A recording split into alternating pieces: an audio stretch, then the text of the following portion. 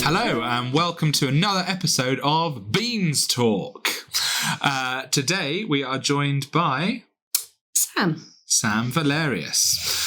You've got to get the full name in. Because it's brilliant. So on BeanzTalk we're getting a bit behind the scenes of Panto, what it's like for cast, crew, creative team, and of course our staff here at the Marina. So Sam, what is your role here?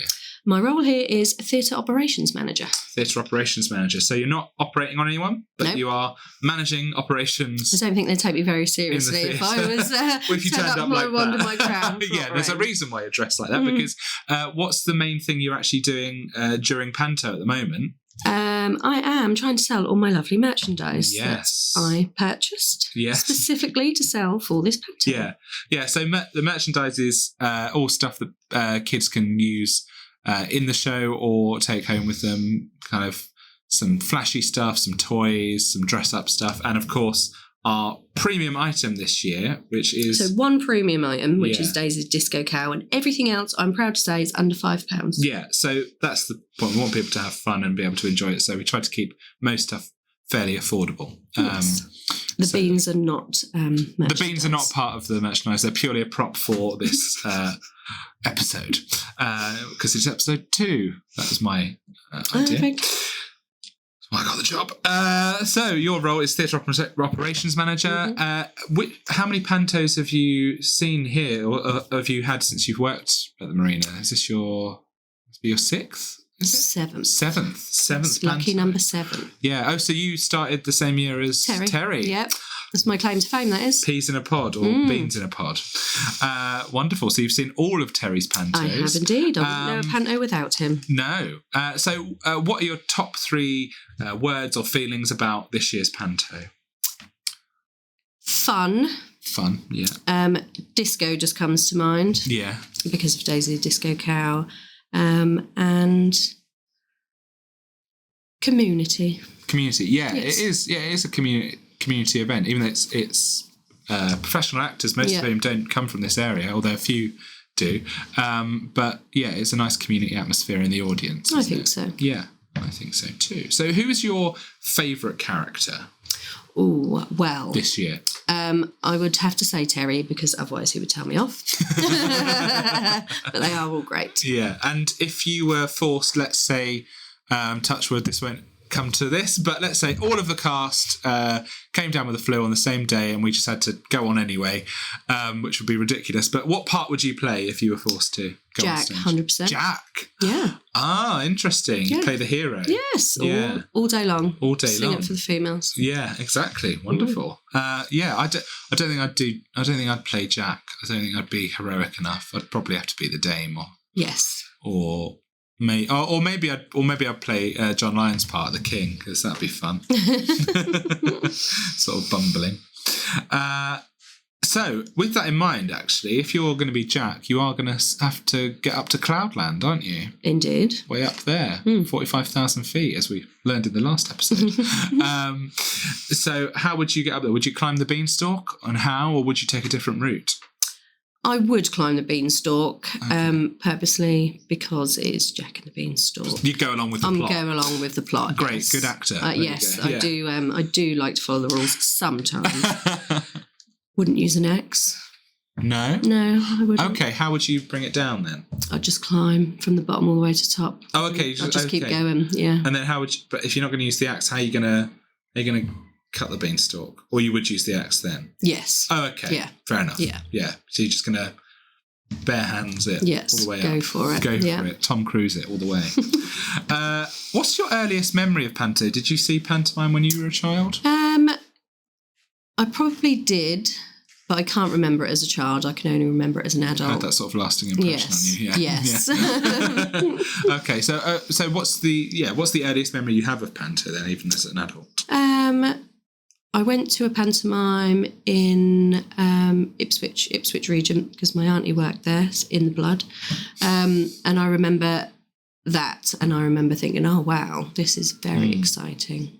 Lots of different people and lots of different things and lights. And did you watch theatre much prior to that? Had you seen other shows that weren't pantomime? No, not really. I think there is a lot of people that come in, especially children and families, that only come to theatre for panto. Yeah. Or at least as a start. Yeah. And then once they realise that their kids like it and would sit through it, they then reach out. Because it's quite accessible, isn't it? Yes. It's not scary. No. You don't have to overthink it. No. But parents do, because there's a lot of money, isn't it, to spend to risk taking a child for the first time. Yeah.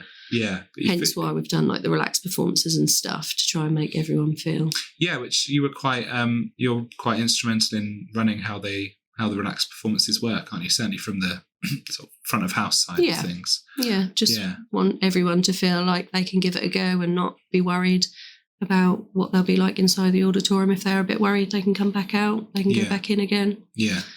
Because there's that worry about, which we're fairly relaxed on anyway here, but that kind of theatre etiquette thing of can you go in and out? Do you have to, if you arrive late, can you... And upsetting other people inside the auditorium as well. But if you're coming to a performance that is specifically a relaxed performance, you know everyone's sort of in the same boat, so you don't have that so much of a worry of upsetting people around you. Yeah. So Christmas is upon us. Indeed. Obviously, a lot of us here are working over some of Christmas, but we do all have Christmas Day off. So we do. How are you spending Christmas Day? Eating, drinking, winning at all the games. Winning. What's your favourite Christmas game or family game? Oh, not even like a Christmas game, just a game in general. Uno all the way. Uno all the way. Oh my goodness. Uno Stacco or classic? Classic. Okay. Yeah, we have tried the all wild. I don't even think I know about Uno all wild. So every single card is a wild card. Oh. It's wild. Okay. So you've seen the viral videos of families and children when they play Monopoly and it all goes terribly wrong and arguments. Yeah, you need to be in my house and play Uno. Okay, fair enough. What are you eating? Standard Christmas dinner. Standard Christmas dinner. As many Yorkshire puddings as I can fit on my plate. Okay. Yep. Are you making them or are they... Well, I have a chef at home. Do you? I do. So, okay. I will just be sitting, drinking gin. That is my husband. Okay, not an actual chef. Yeah, can't afford an actual chef. She's employed by being married to. Yes. Okay, so does he make them from scratch? Yes. Oh, wow. Yeah. Even on Christmas Day? He does what he's told. Okay, good. Yeah, he's well trained. Hi, Russell. Good. Okay.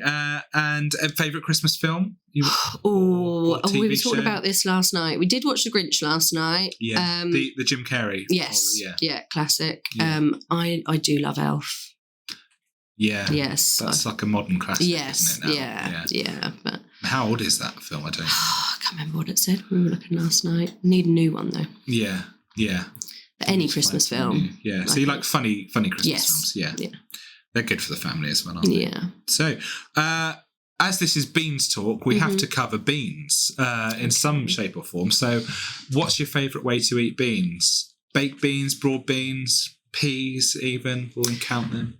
Baked beans. Baked beans, yeah. On toast. Yeah. Grated cheese on the top. Bit of salt, bit of pepper. Nice. Bish bash. Bosh, job done. It's a meal. It's done, isn't it? Yes. Well, yeah, and it's good for kids as well. Yes. River's favourite is beans. River's favourite is beans. Yeah. There we go. Put that on the poster. Wonderful. Well, to finish today's episode, we want to be a little bit educational. So we're doing a fun fact or an interesting fact related to beans. So for today, one for the Greece fans. In ancient Greece, public officials were elected by... beans. The votes were counted as beans. So people would put beans into a pot. Okay. And this is allegedly, a lot of these things are allegedly, but allegedly where the phrase spill the beans comes from, because the vases were broken up to then count the beans inside. So you'd cast your vote by putting a bean into the pot, and then whoever had the most beans got to be in charge for that. Question for you. So spill the beans. Yeah. So what about the saying, it's quite a modern one, cool beans? Do we know where that came from? I don't know if we do.